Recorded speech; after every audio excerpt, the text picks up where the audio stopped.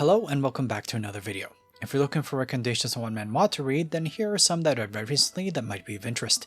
Manhwa titles are timestamped in the video for your convenience. Our first manhwa to take a look at today is The Veteran Healer is Overpowered, a fantasy manhwa that I've currently read up to chapter 57 on.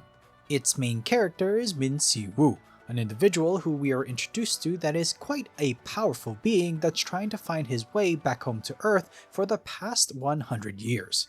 Aging aside, because he clearly doesn't age, he's at the end of this particular journey and is actually able to make it back to modern day Earth, which has the usual modern fantasy action setting with gates, dungeons, and the like. Turns out, only 10 years have passed on Earth, and his powers from his 100-year journey have been sealed to a degree. As he gets reacclimated with both his emotions and the reality of actually making it back, there are clearly some questions that need to be answered. And also, there's clearly more than meets the eye with the current state of Shiwoo's world, and he is salivating at more action. The story is 8 out of 10. A modern fantasy setting full of overpowered action is quite the common trope these days. What sets this one apart though is Shiwoo's experience in the other world that is very hand-wavy so far, but can be expanded on later, and how the current state of affairs is very different from what Siwoo thought it would be on modern day Earth. The characters are 7 out of 10. Established very early on are Siwoo's supposed disciples. It draws an immediate link and motivation for Siwoo's early actions, but it really isn't built up anymore so far. Otherwise, it's more of the usual typical villains trying to take over the world, and seemingly Siwoo is the only one capable of stopping it. The art is 8 out of 10. With varying moments that toe the line between serious and comedy, this manhwa overall at least doesn't blend these situations together, but rather keeps it separate in both the timing but also the art style. It's an overall solid rendition of an overpowered action title. So if you're a fan of overpowered manhwas and enjoy modern fantasy settings that is very common these days, similar to the maxed out player from my previous videos, then make sure to check out The Veteran Healer is Overpowered. This next manhwa to take a look at is Why Yuria Hid Her Wealth, a romance manhwa that I've currently read up to chapter 47 on. The protagonist is Yuria Primrose, and she is the eldest daughter of the noble Primrose household that in a novel setting bullies her younger half-sister that always portrays herself as the damsel in distress, which paints Yuria as a villainess. Of course, our version of Yuria is a reincarnator and also is knowledgeable about the events of the original novel. Accepting her current situation at hand, she has one primary motivator: protect both herself and her mother, whilst taking revenge on not just the half-sister who is manipulating things, but also her annoying brother and very disingenuous father. A revenge story on family. Let's see where this goes. The story is 8 out of 10. A brother and father who look down on you, leaving only a mother that cares for you to protect, is definitely a motivating factor for our main character Yuria. How she achieves it though has me curious, because she wants to be able to be financially independent from the Primrose household, so that she and her mother can be free whenever she wants to be possible. I'm only confused on when she actually plans on doing so, considering her current state of wealth. The characters are 9 out of 10. I will say, for a plot like this, usually the characters are very simplistic and overall just vehicles to display the main character's side. For some reason though, and at this point I just can't quite put my finger on it, this one doesn't irk me for its characters. I still find Yuria's hateful family simplistic, but it makes me enjoy this particular manhwa more for some reason. The art though is a 7 out of 10. There are no surprises here. The characters are nice and detailed, environments for the most part fit the situation at hand, whether positive or negative, and the expressions of each character are very clear as they wear their emotions on their face. An overall solid title. So if you enjoy romance manhwas with a more assertive female lead, similar to I Will Divorce the Female Lead's Older Brother from my previous videos, then check out Why Yuria Hid Her Wealth. I'm a martial arts supporting character, Can You Raise Me is the first of 2 shorty stories I have for you this week.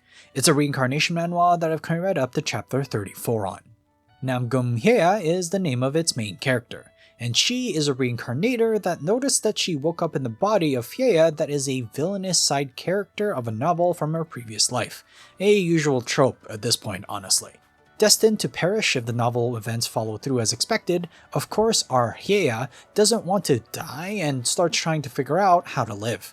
With no combat prowess and seemingly no potential for combat either, Hyeya's only advantage is her vast and quite varied experience in various part-time job works from her previous life, when her only focus was really just trying to live. The potential is 5 out of 10. As might be apparent from my summary, the overall direction of this manhwa is simple, trying to survive.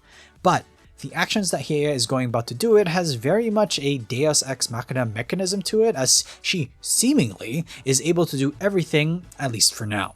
Otherwise, the overall direction is not presented at the current moment, which leaves me somewhat deflated on its overall story and character growth. The art is 7 out of 10. Historical manhwas like this not being all about the action or combat is refreshing to see. But because of that, I assume it will be romance in the future, but it may still surprise me. If anything, this has me the most curious about it at this point in time. So if you enjoy newer stories and enjoy historical manhwas that don't delve into the Murim or martial arts as much, similar to I was reincarnated as the abandoned baby princess from my previous videos, then bookmark I'm a martial arts supporting character, can you raise me for the future. Our other shorter story for this week is Defend Your Territory with Trained Monsters, a reincarnation manhwa that I've currently read up to chapter 13 on. The focus of this plot is on Bang Ho-young, an individual who through some way finds himself reincarnated into a game he used to play a lot, but as the main character, Yoren Tamer. Finding himself confused at the intro of the game though, it's announced that he is the new Frontier Lord, a role that is tasked with protecting the border from monsters. The border of the kingdom, that is. A plausible build-up for any fantasy action title, what sets this one apart, and specifically Yoren apart, is that he seemingly, using his system skills, converts animals to his side, or monsters, sorry. It's a curious start though that we have here. The potential is 8 out of 10.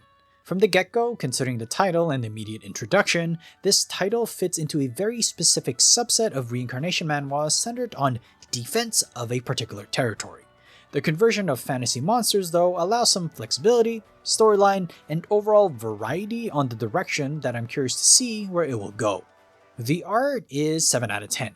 For a typical reincarnation in a game, this has everything it needs to potentially succeed. What keeps me invested though is what it showcases so far, as the potential for monsters or fantasy beings are right there right from the get-go. It has some interesting creatures to display that teases monsters that are just not part of the norm for this kind of thing. Potentially, at least. So if you enjoy defense manhwas, it's not a tag, just easy to say it this way though, like Tyrant of the Tower defense game per my previous videos, then make sure to check out Defend Your Territory with Trained Monsters at some point later. Welcome to the highlight portion of today's video. Our highlight today is Reincarnated Murim Lord, which I noted previously as Reincarnated Heavenly Demon. I've now read up to chapter 97 on it though. Info card description will have links to my original opinion. To rectify things, as official names have come out for it now, the main character is Chon Ha-jin, who reincarnated as Byok Ridan, the Murim Alliance leader that died and became the useless young master of a particular swordsman family. Of course, what some might think of as a particular crazy situation, Ha-jin, now as Ridan, takes things almost gracefully. He utilizes this time though to actually grow as a person.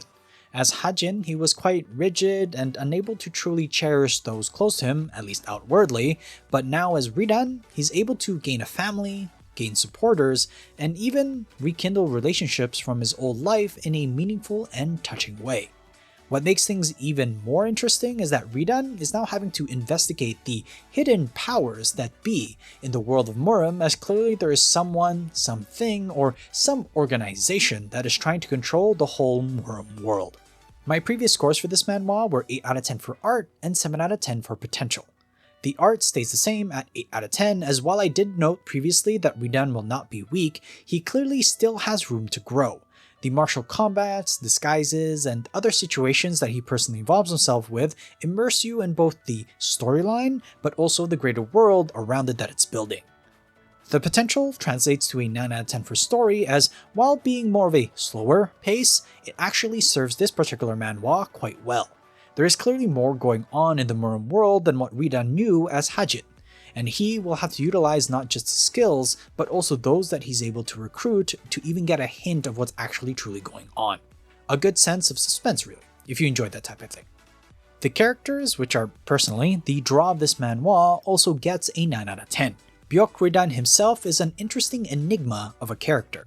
He clearly knew of his position as Hajin, the Alliance head, but he makes the best of his new situation of being the young master of the Byok family. Even more so, recruitment of both new and old allies is very much in play, and the amount of retrospectives or just in general introspection into his own character actually allows these characters to be developed properly, and it's such a nice insight and treat overall. Slower paced manhwas full of character development isn't the usual thing in the Murim genre. Reincarnated Murim Lord, however, sheds that particular expectation and meets it head on. So if you're a fan of Murim manhwas and want an actual slower paced but quite developed cast of characters to actually be the focus, then make sure to give this one a try. Would you agree or would you not? Comment down below your thoughts on this manhwa. Thanks so much for watching. Please like and subscribe if you enjoy the content.